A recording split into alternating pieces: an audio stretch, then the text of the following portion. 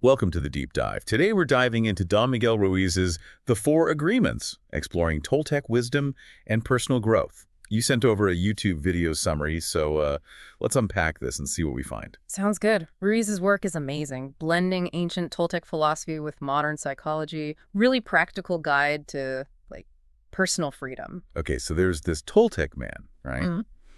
And he realizes, really profoundly, that he's made of light, made of stars. Sounds beautiful, but he can't seem to explain it to anyone else. They just don't get it.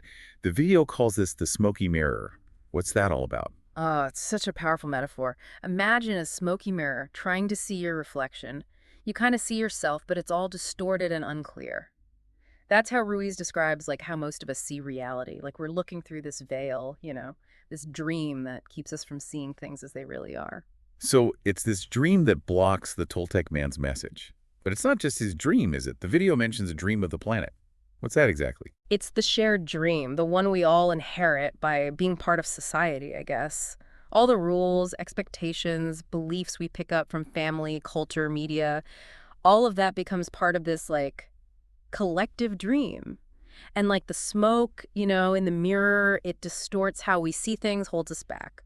Makes me think about how much of what we believe wasn't even our choice, really. We're just soaking it all up. And before we know it, we're living by these rules we inherited, never even questioning them. Exactly. It's like we're domesticated, Ruiz says. Domesticated into thinking and being a certain way, almost like training an animal. We get rewarded for fitting in and often punished for stepping outside the lines. And that's where this book of law comes in, right? Yeah. Like the rule book from this whole domestication process. Exactly. Packed with all these arbitrary rules and judgments, and we rarely question them. The video has some good examples, like that child told they have an ugly voice and they grow up believing it, or the teenager taking drugs to fit in, even if it goes against everything they believe. Yeah. It's heartbreaking how these early experiences can really shape how we see ourselves. We take these messages to heart. They become part of our own book of law, even if they're totally false. Makes you wonder how many people feel inadequate because of some random rule they picked up along the way. That's the trap of the dream of the planet, right? It's everywhere, so we often don't even realize we're in it. We think these beliefs are reality, and then we wonder why we're not feeling that freedom, that joy that we crave. And that's where the four agreements come in, right? And it's like a guide to escape this collective dream, make a new one, a better one. Exactly. Ruiz calls it the dream of heaven, free from the old dream's limitations, where we experience life with more clarity, honesty, joy. Okay, so let's get into these agreements. First one, be impeccable with your word. Sounds simple enough, but the video makes it sound way deeper than it appears. Oh, it totally is. Ruiz goes as far as to call words magic, emphasizing how they can build up or destroy. Think of gossip, insults, even that voice inside that puts you down. It's like we're casting spells, and those spells, they have a real impact on ourselves and others. The video even mentions Hitler, how his words, all fueled by hate and fear, had devastating consequences. It's a powerful reminder. Words aren't just sounds. They carry energy, and that energy, well, it can be used for good or for bad. So being impeccable with our word, it's about recognizing that power and choosing to use it for good. Speaking with integrity, kindness, and meaning right. Exactly. Aligning our words with truth and love, what we say to others and how we talk to ourselves. I like that old saying, if you don't have something nice to say, don't say anything at all. Yeah, but Ruiz takes it further. He wants us to be mindful of all our words, even the ones that seem harmless, because even casual gossip or a thoughtless comment can add to the negativity in the world. And then there's this whole idea of sin that Ruiz brings up. He's not talking about the religious kind, but any action that goes against ourselves. Yeah, it's an interesting point. He specifically includes putting ourselves down, calling ourselves stupid or ugly or not good enough. It's self-sabotage with our words. Like we're putting a curse on ourselves with that kind of talk. Exactly. Ruiz calls it black magic.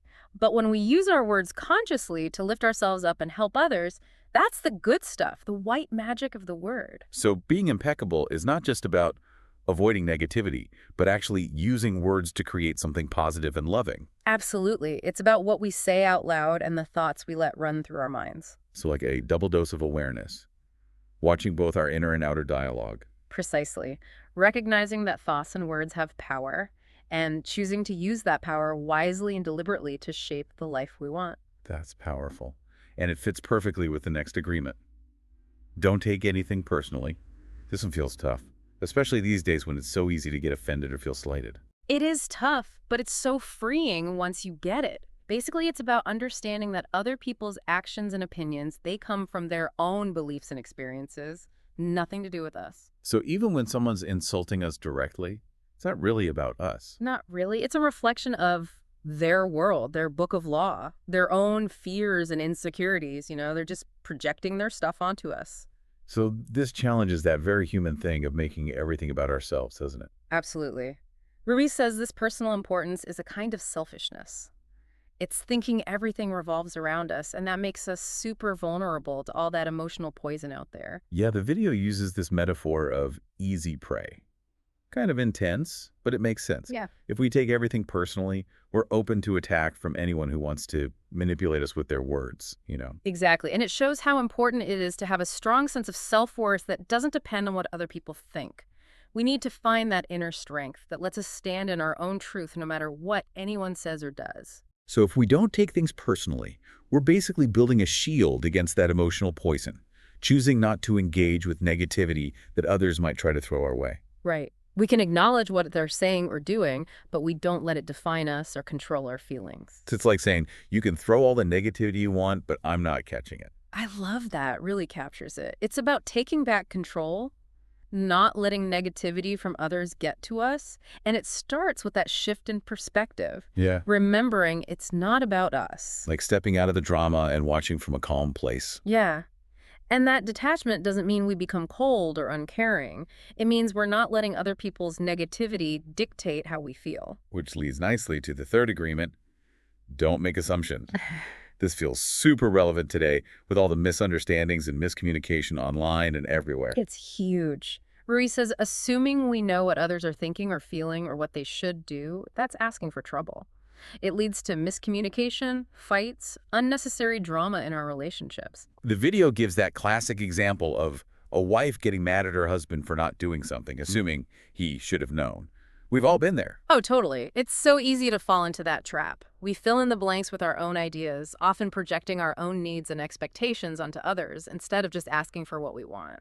And Ruiz says this need to assume comes from that deep need to justify everything, to explain and understand everything, to feel safe.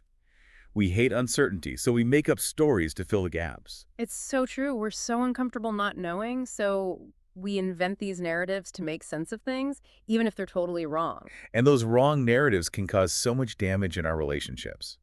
So what's the solution to all this assuming? Brave communication. It's about having the guts to ask questions, to clarify, to be vulnerable, and say, hey, I'm not sure what you mean. Can you explain? Instead of staying confused and letting our imaginations run wild, we step into the light with clear and honest communication.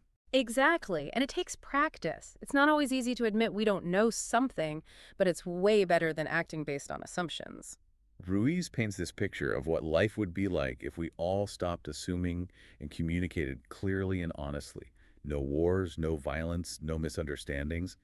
Sounds almost too good to be true. It does sound idealistic, but think about it. If we could just communicate clearly and respectfully, so many problems could be solved before they even become conflicts. Makes you realize how much suffering comes from simply not communicating well.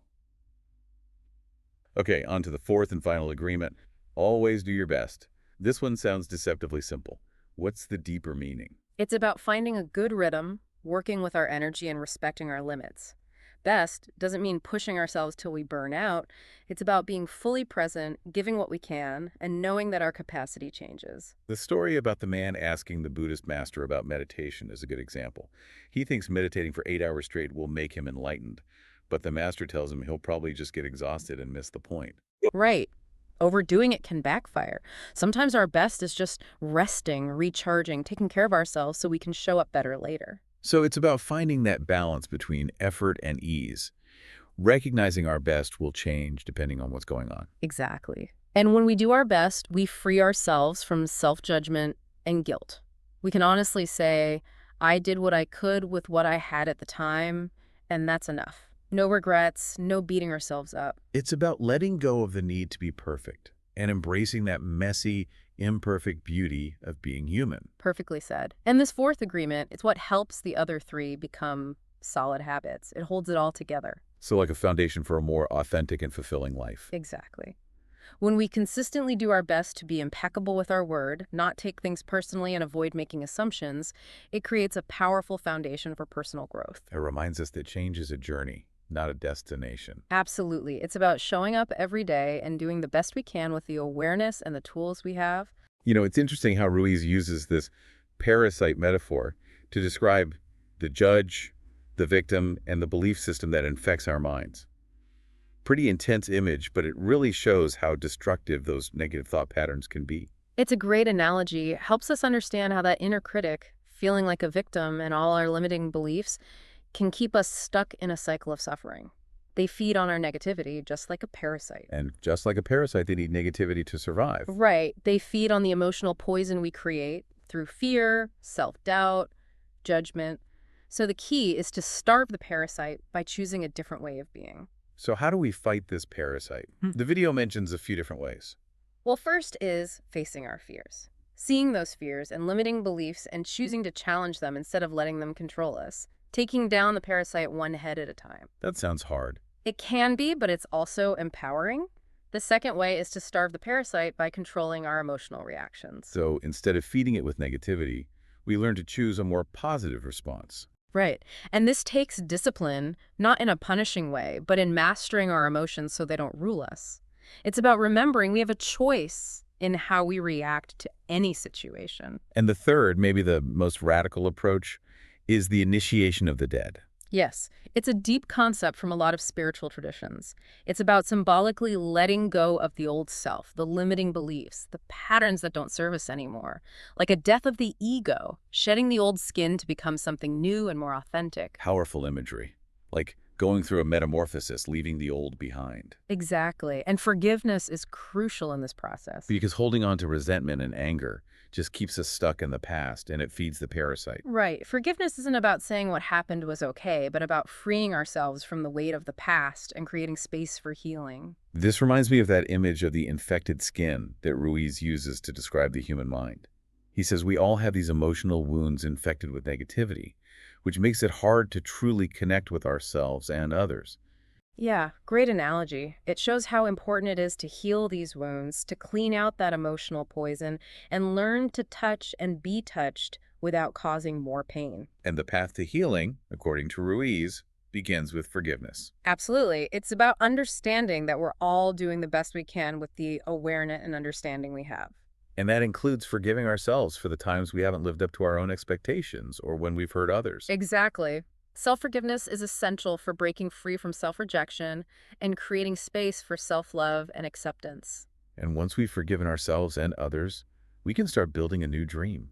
The dream of heaven on earth, as Ruiz puts it. Precisely. It's a vision of a world where love, joy, and peace are the foundation, where we're free to be ourselves without fear of judgment or rejection. And it all starts with changing our inner world, choosing new agreements, and taking responsibility for our thoughts, feelings, and actions. Exactly. It's about realizing we have the power to create a new reality for ourselves and the world around us. So it's not just about personal growth, but about contributing to a more loving and peaceful world. Right. It's about understanding that our own transformation affects others, influencing that collective dream and creating positive change for everyone. That's a powerful message. It seems central to Toltec wisdom that our personal journeys are all connected, and by healing ourselves, we contribute to healing the world. Absolutely. And this brings us to the practical side of the 4 agreements. How do we actually make them part of our lives and turn them into habits? That's a great question, and one we'll explore after a quick. It's about going at personal growth, like a warrior, you know?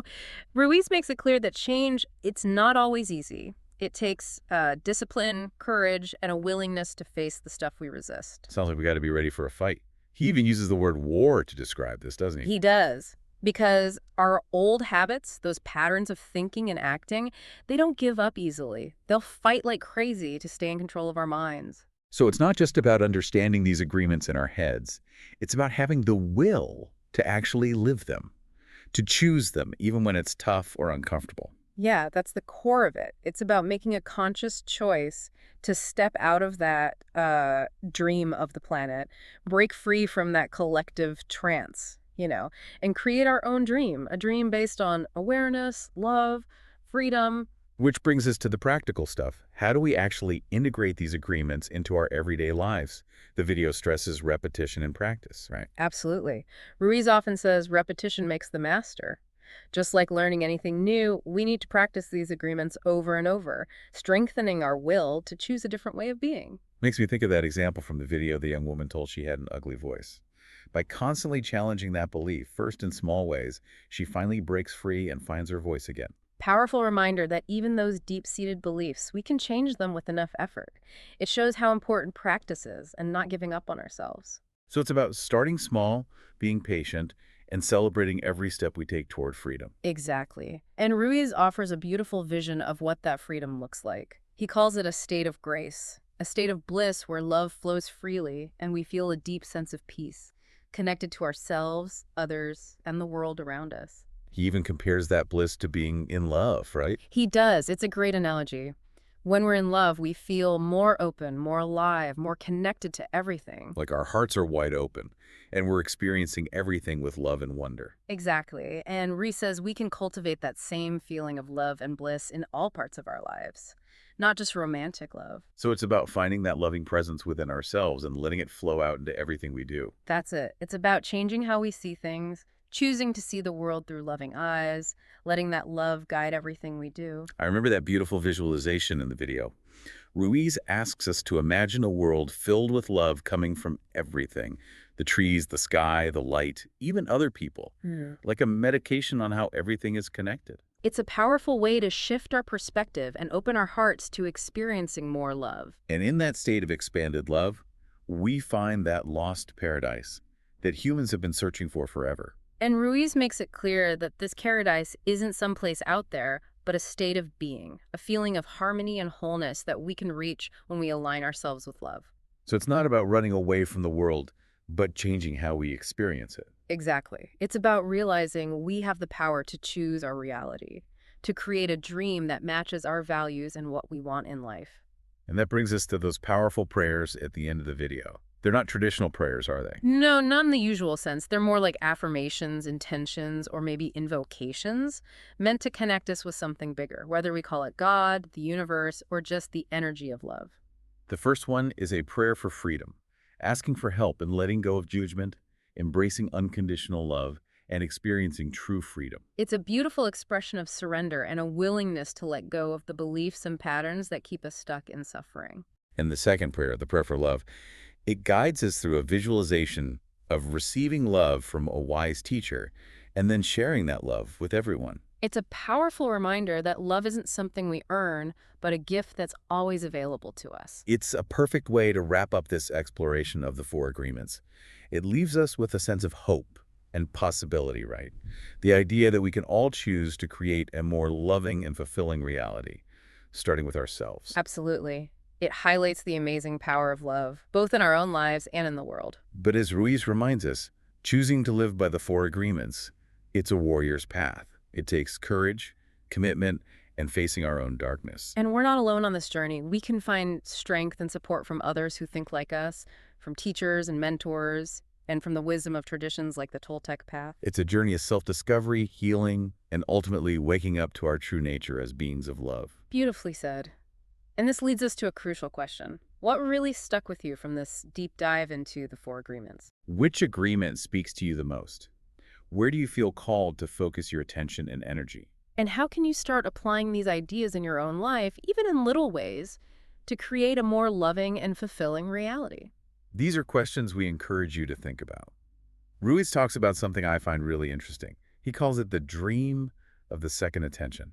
Have you ever heard of that? I have. It's a fascinating idea that builds on what we've been talking about with the dream of the planet. Remember how we talked about that initial programming we get from childhood and society? Yeah, like that unconscious download of beliefs and expectations that shapes how we see the world early on. Right. The dream of the second attention is about consciously choosing a new dream, one that's aligned with our true selves and our values. So it's like waking up from that collective dream and saying, hold on, I don't have to believe this anymore. I can create my own reality. Exactly. It's about taking back our power to choose what we believe and how we experience life.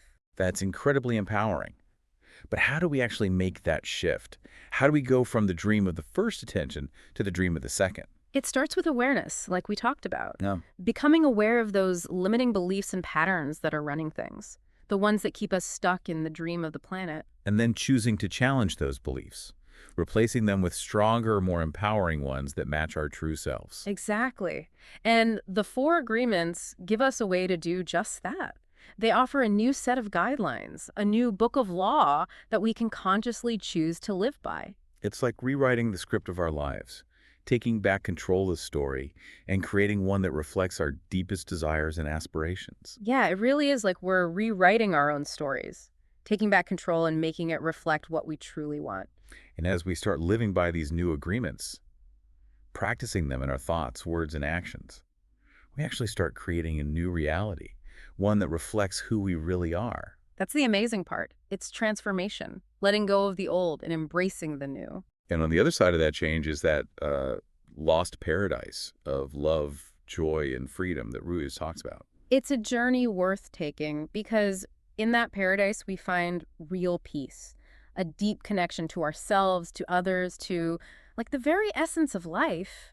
And like we said before, it's not just about being happy ourselves, it's about making the world a better place. Exactly. The Mhm. Toltecs believed that when one person changes, it ripples outward, affecting the collective dream and creating positive change for everyone. So it's both a responsibility and a gift to ourselves, to each other, and to the world. Couldn't have said it better.